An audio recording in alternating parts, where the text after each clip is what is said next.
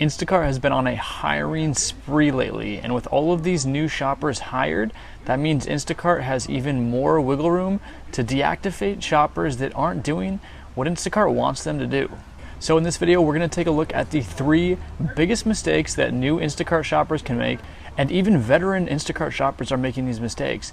We're going to take a look at these in detail so that you make sure that you do not start making these mistakes, because Instacart has been deactivating a ton of shoppers lately, and a lot of them are saying that these mistakes are the ones that are causing their deactivations. If you have recently been deactivated from Instacart, make sure to leave a comment on this video and let me know why. That way we can add to the list and make sure that other shoppers aren't going to get deactivated for the same reason. So the first reason why you might get deactivated from Instacart is really a rookie mistake. I don't expect veteran shoppers to be making this mistake, but that mistake is giving the customer the receipt. And if you're a new shopper, you might be thinking, why can't I just give the customer the receipt? I mean, they're paying for the items, the receipt is technically theirs, I can just give it to them so they can check, make sure everything went okay. Well, the reason is because one of the biggest scams going around for Instacart customers to commit is to get that receipt and then to go back to the store and say that they want to refund or return these items and get some sort of credit from the store. They then go to Instacart, say that that order never got delivered, and all of a sudden they are getting free items, free food. And to help cut down on fraud like this, it's important not to give that receipt to customers. Now, a lot of other shoppers say that giving the receipt to customers also allows them to price check those items, and sometimes Instacart isn't exactly accurate on those prices, which may be another reason why Instacart doesn't want that customer getting the receipt. But either way, what you need to know is that you cannot give that receipt to the customer. You're supposed to take a picture of it in the app and then you get rid of the receipt. That means throw it away in a recycling bin before you leave the store. The next big mistake to avoid is having too high of a cancellation rate. This is one of the biggest mistakes that you could make as an Instacart shopper, probably the thing that I recommend most avoiding as a shopper. Instacart wants their customers to get those groceries quickly, and think about it, when an Instacart customer places an order in the app, if you pick it up as a shopper and you wait around for 15-20 minutes and then decide that you have something better to do, maybe you get an offer from another app, or maybe you just don't feel like going to the grocery store anymore and you decide to cancel that order, that's going to hurt the customer's experience using the Instacart app. Now, as a shopper, it is your priority to ensure that the customer has a good experience.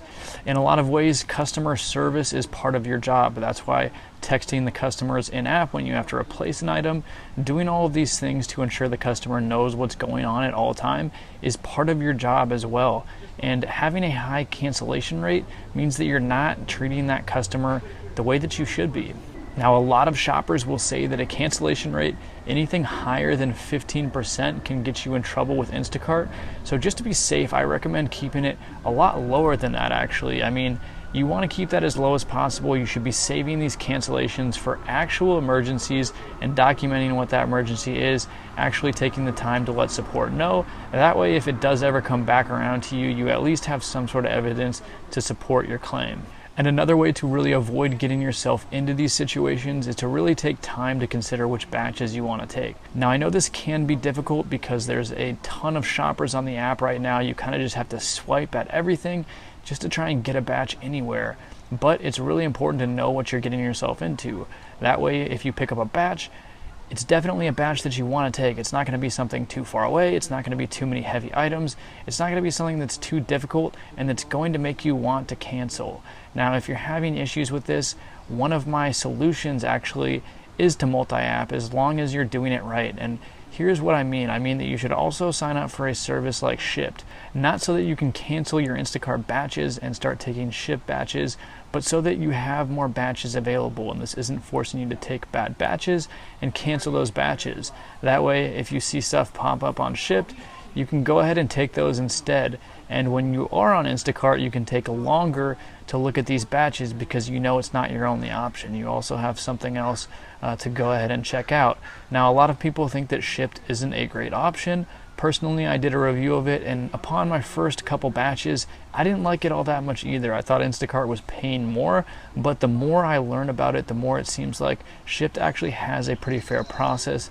They limit the number of shoppers on the app at any given time, and they allow you to stack multiple batches yourself, and you actually get to select which batches you want to take and do those within the same order. So you're basically creating a stacked batch, but you have more control over what's in that batch. So when you see a bunch of $10 to $14 batches, what you're really seeing is $20 to $28 double batches if you're going to stack those yourself. There's also some really good promotions on the app, so promo pay can be pretty good, and customer tips aren't shown up front. So those numbers that you see initially aren't exactly accurate. It's a little bit different than Instacart. There's no tip baiting in Shipt, but there is, the potential to get more of a tip than you were expecting. So take those things into consideration and definitely think about actually doing Shipt alongside of Instacart if you're a shopper. I've been hearing a lot of my audience telling me lately that they're switching over to Shipt in times when Instacart slowed down in their area. It's definitely a viable option if shopping is your go-to move within the gig economy. So the last big thing to make sure that you avoid doing on Instacart while you're shopping is bringing friends along. Now, I've seen this more and more in the past few weeks when I'm out there shopping, is people bringing their friends along. This is definitely against Instacart's terms of service, and it's something that you could be getting deactivated for more recently going forward. This is because Instacart's been updating their app to kind of have more measures for security, asking for photo recognition when you're on the app. So if you're using the app, maybe you pass the phone off to your friend while you're in the bathroom and they ask for a photo verification, this could get you deactivated if your friend decides to photo verify, or if you're not available for this. If something goes wrong here, it's potentially a breach of that contract and a reason to get you fired.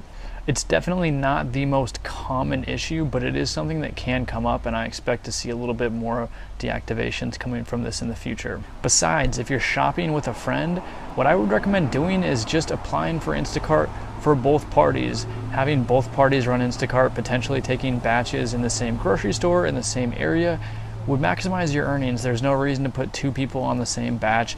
I mean, it might help you be a little bit more efficient, but at the end of the day, the most efficient way to have both people maximizing earnings would be two apps going at the same time. Now that we've gotten through the list of the 3 things that could get you deactivated, there's actually one more thing on here that I want to add, because I have heard of a few people looking for this. I'm seeing way too many comments on YouTube and Reddit, on Facebook, people looking for bots, people looking for scripts, trying to figure out how to manipulate Instacart to get more batches. This seemed like a problem that they weren't really addressing in the past couple months.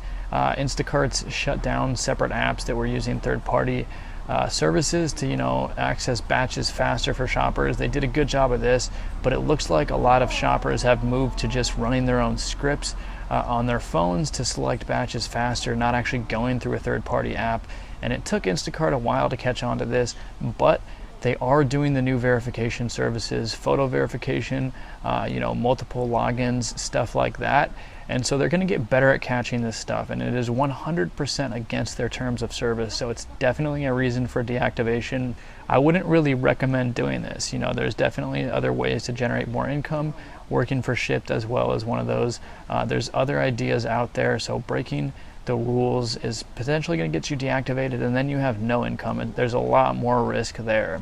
As I mentioned earlier, if you know anything else that could get you deactivated, if you've been deactivated or you have friends that have been deactivated for other reasons, leave a comment down below and let me know about those. If you enjoyed this video, make sure to hit that like button and subscribe to the channel. And if you're looking for other gig economy jobs, perhaps you want to know if Shipt is in your area, check out gigsharks.com. I've been working on this website for a while now. I'm in almost 300 cities, so if you go to GigSharks, there's a really good chance that your city is on there, as long as you have at least 100,000 people in your city, and you can see what gigs are available to you. So if you're doing Instacart, you want to maybe see if Shipt is there, or if DoorDash, Amazon Flex, any of these other popular gigs are in your area. You can check it out, find all the info there.